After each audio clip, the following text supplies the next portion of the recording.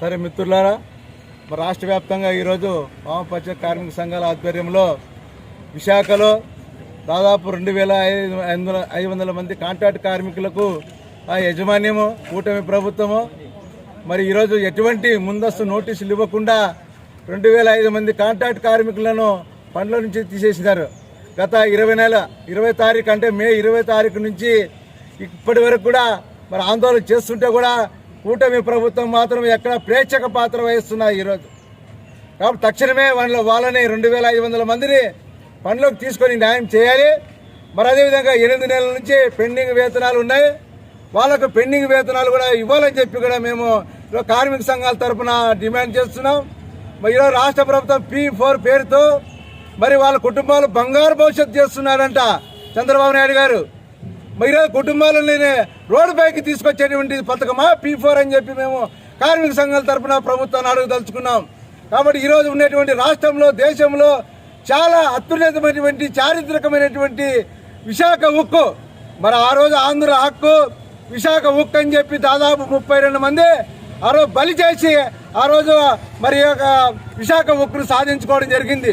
56 మంది కమ్యూనిస్ట్ ఎమ్మెల్యేలు విశాఖ ఉక్కు హక్కు కోసం 56 మంది కమ్యూనిస్ట్ ఎమ్మెల్యేలు రాజీనామా చేసి అక్కడ మన ఆంధ్ర రాష్ట్ర ప్రజలకు ఆస్తిగా మాకు ఇచ్చారు. ఉన్నటువంటి ఆస్తిని ఈరోజు కార్పొరేట్ సంస్థలకు బీజేపీ ప్రభుత్వం, ఎన్డీఏ ప్రభుత్వం, కేంద్ర మంత్రి కుమారస్వామి గారు మరి విశాఖకు వచ్చిన సందర్భంగా ప్రైవేటీకరించబోమని చెప్పాడు. అదేవిధంగా సీఎం, మీ డిప్యూటీ సీఎం 1 ఇంచు కూడా ప్రైవేటీకరణ చేయమని చెప్పి పవన్ కళ్యాణ్ చెప్పారు.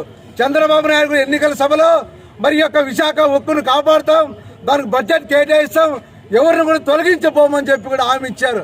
మరి ఆచరణలో చూస్తే 1 సంవత్సరానికి రేపు ఎల్లుండి పండుగ చేసుకుంటున్నారంట. సంవత్సరం అయింది, మా కూటమి ప్రభుత్వము మంచి ప్రభుత్వము సంవత్సరం పండుగ చేసుకున్నానని చెప్పి చంద్రబాబు నాయుడు పిలిపించారు. మరి ఈరోజు 2,500 మంది మరి ఇంకొక 1000 మంది కార్మికులకు నోటీసులు ఇచ్చారు. దాదాపు 3,500 మంది రోడ్డును పడ్డారు. మీకు ఈ సందర్భంలో పండుగ చేసుకోవడానికి ఎవరు ఇచ్చారని చెప్పి కూడా మేము అడగదలుచుకున్నాం. కాబట్టి రోడ్డును పడినటువంటి కార్మికులు ఆదుకోవాలి.